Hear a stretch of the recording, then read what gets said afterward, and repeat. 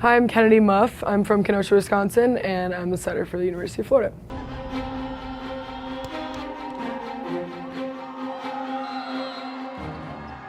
So take me back to a little bit of high school. You came here from Wisconsin. It's kind of funny how the irony we'll get into of how you got thrown into the fire here at UF. But before that, in high school, how did you find out, maybe like touching on a mentor, that's someone that kind of led you into, developing your volleyball skills and wanting to go play college? Was there a certain specific person that you touched with? Yeah, absolutely. So my mom has always been my biggest mentor. She played volleyball in college, and then she's been a coach for years. And so she coached at the club level, high school level too, and so she's been my biggest mentor throughout. Yeah. And then my brother also played collegiate volleyball. He played at the Concordia University of Wisconsin, and then also at William Penn University in NAIA in Oskaloosa, Iowa. And so he started setting when we were younger, and I always wanted to be like him. I idolized him.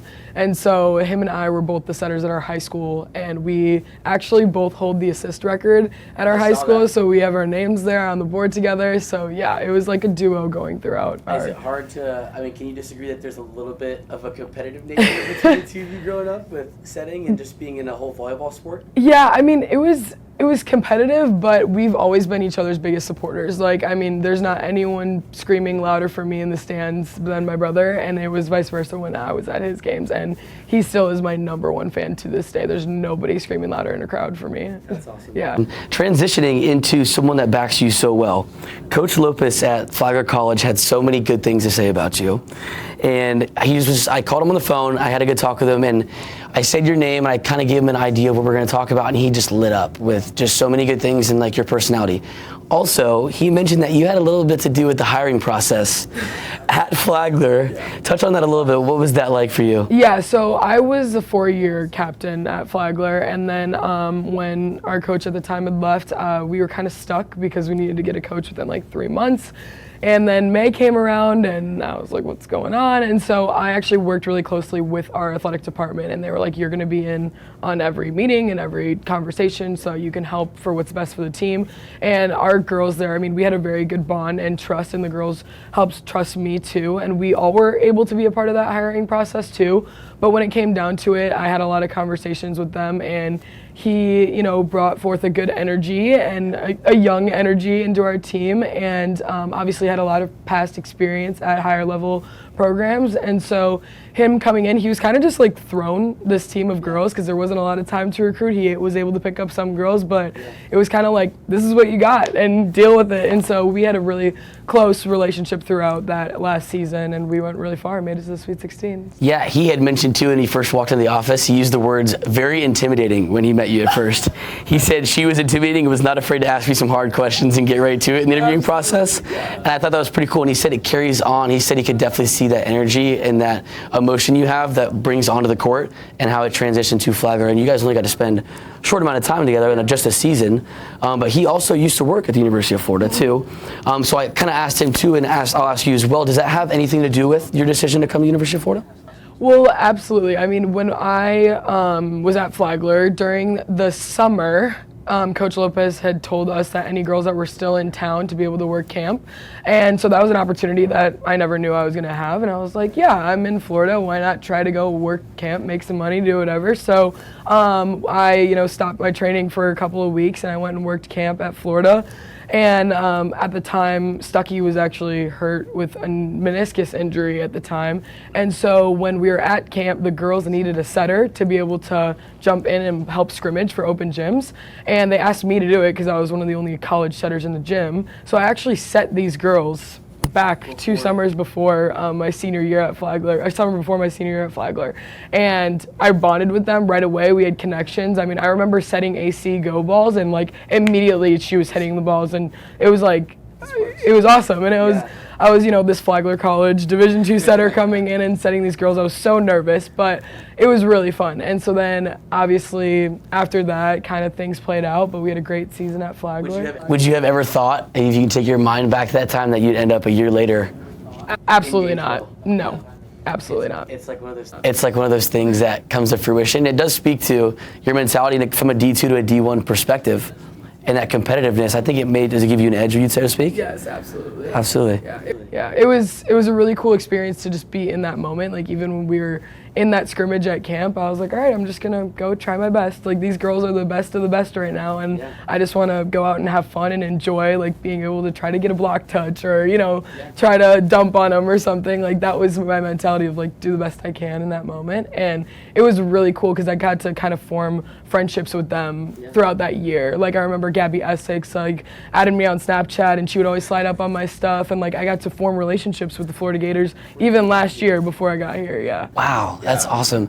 Would you say, like, who are a couple girls that come to mind when you think of closest on the team, people you look up to? I know you're older, but you you ever feel like you're playing catch up coming in with everybody else here? I mean, definitely, because obviously, like, Anna Dixon came in the spring, so she had time to do that, and unfortunately at Flagler I needed a time to be able to graduate because otherwise my credits were going to go backwards.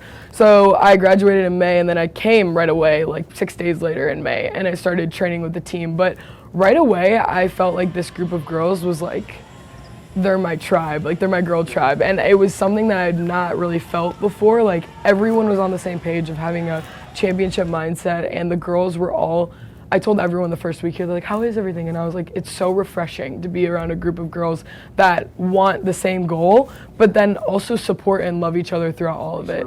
Yes, absolutely. And they made this summer so great, like, being able to form close relationships. I had people asking me to go to coffee, go shopping, do whatever, and, like, they knew that I was coming in not knowing anyone.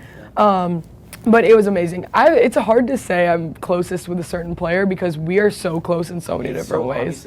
It's so obvious that you guys gel so well, and just from coming to games and watching, it goes from the court, even off the court, when, like, the sideline antics you guys have, just it's you can't deny that you guys just gel so well and you guys get along, that it does carry. And with the season, just so many injuries and things that have happened and things that have been thrown in, you being thrown into a fire in the middle of the biggest game of the season thus far, and maybe been the biggest game in your career, it just shows that how much they have your back. Absolutely. And so with that too, Wisconsin, we'll talk about that game. Middle of the set, Stuckey goes down, your name gets called, 10,000 fans in the O'Connell Center in the O-Dome. Biggest crowd ever in the O-Dome, and for you. Take me back through that, like, this, what are your initial feelings and thoughts of getting thrown into that and you step on that court like, I'm ready to go? Yeah, so obviously when she went down, it was devastating because I think Stuckey is my rock. I think she's the best setter in the nation, hands down. And so when I saw that happen, I was immediately devastated because I just was frustrated. But also, I have been through the exact same ACL and MCL injury about 4 years ago before coming into Flagler. So that was stressing me out in the moment because I was like, I pray that it's nothing like that. And unfortunately it was, but in that moment I'm on the bench and we're all standing there, and Gabby Essex turns to me and she goes, Muff, start jumping. And I was like, what? And she's like, start jumping, like, start getting warm. And I was like, okay. So I just started jumping up and down, and I didn't even know what was going on. And then I looked over and Mary was like, you got this. And yeah, and Mary was like, you got this. And so I went in, and I will say I think I went into like a fight or flight mode. Like, I kind of blanked out on everything else that was going on.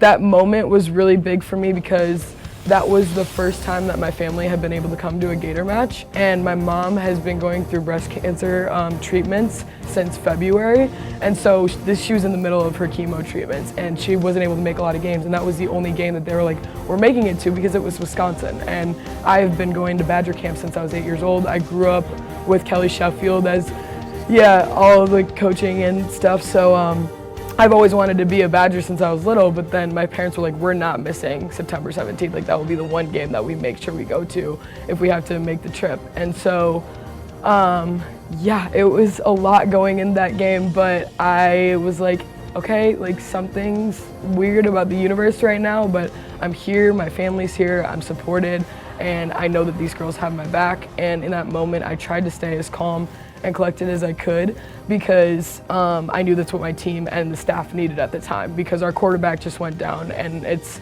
the person that we needed. And I knew that I needed to stay calm and collected for the rest of them and put on a smile and bring as much joy as I could to them, because it was a stressful time for everyone, and I could be the last person to show that stress on my face. I think too, you guys were so close. You were 2 points away from taking down the #1 team in the country, and you stepping in, you held that team together. You held that glue and you held it. What was your mom's, like, what did she tell you after the game? What did she say to you? Yeah, so our whole family, my little cousin was there, my aunt, my brother, and my dad. And then afterwards we went to Ford's Garage to get food. And we were silent for about 30 minutes of that dinner. Everyone was just in tears, confused. We all were like, what just happened? And they were just really proud of me, I think. I think that moment was really big for me to be able to play in front of my mom at that time, having not been able to be with her for a while when she was going through everything.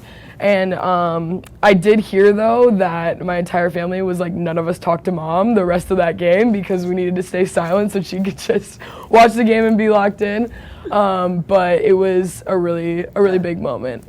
And she definitely lives through you. You know, I'm sure I could speak for her and say she lives through you, and she likes to get locked in, and that intensity is still there, which you can see where it comes to you too. Yeah. You know, and on a lighter note, we'll transition to the rest of the season. You know, getting comfortable, getting some reps, and you know, when Sucky went down, Coach Wise said it's like, you know, teaching the wheel again, just getting different heights, because Sucky's a little taller than you, and you come from a different angle from all those sets.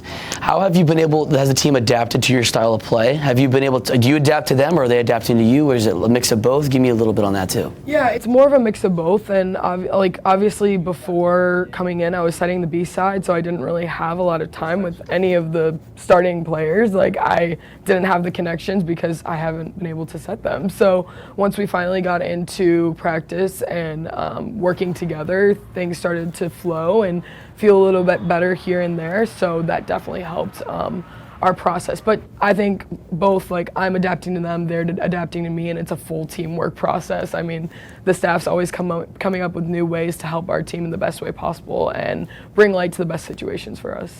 And so what's the biggest challenge you faced on the court with that? I know it just takes time to get, you know, it takes time to get reps and to get comfortable.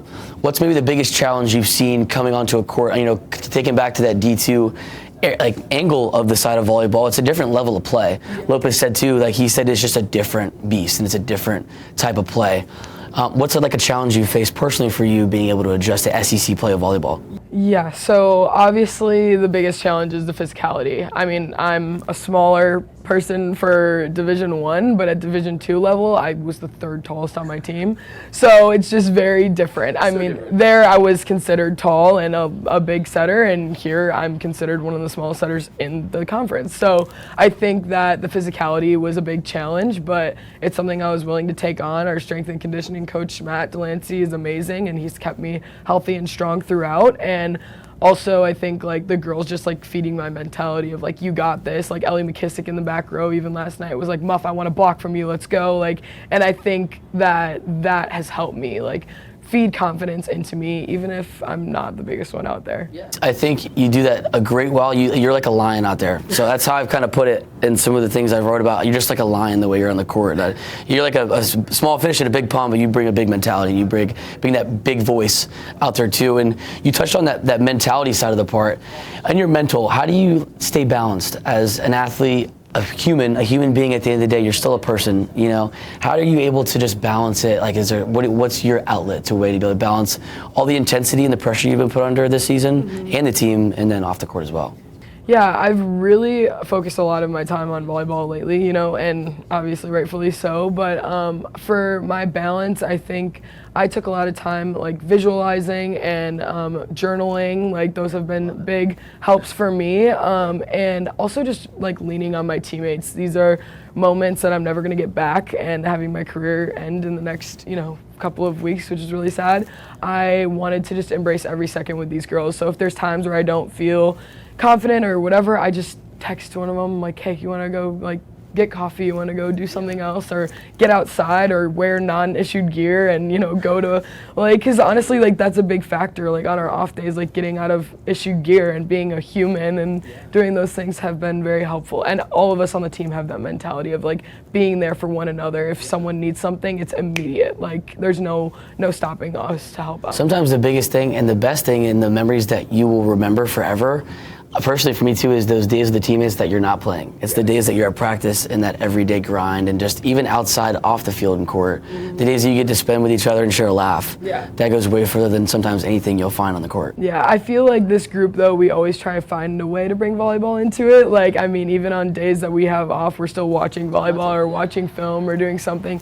And that's awesome because it's our championship mindset coming to fruition too. Yeah. Think of that championship mindset. I'll ask you a couple more questions. This is one of them that I'm really interested to hear. What is your message to the volleyball world to the rest of the season about the Florida Gators? What are you going to tell them? That don't give up on us, still pushing, still here. Yeah. Championship is still in sight. It's still possible. What's your message? Yeah, my message, I would say, is that our team's focus for the rest of the season is grit and resilience, and that's something that we have talked about in, hour-long film sessions. We've talked about it in practice, and those are our words moving forward, and you can still see it on the court, even in games that we wish we had, won. We still have that grit and resilience throughout every single play, and I think that we are a group that is just so unique. And we've told even the freshmen, the seniors, me and Anna as grads have told the freshmen that this group of girls is so special. Like, you don't always find this. And a lot of people throughout sports can know that. Like, you always have maybe one or two people that can pull a culture down, but this group is so unique and special to that. And so don't give up on the culture, don't give up on us, because that grit and resilience will come to fruition throughout the rest of the season. Absolutely. Gator volleyball is not done yet. Yeah. I will definitely say that, and I'll definitely agree. Kennedy Muff, thank you so much. You're awesome. Thank you. Looking forward to the rest of the season. Appreciate it.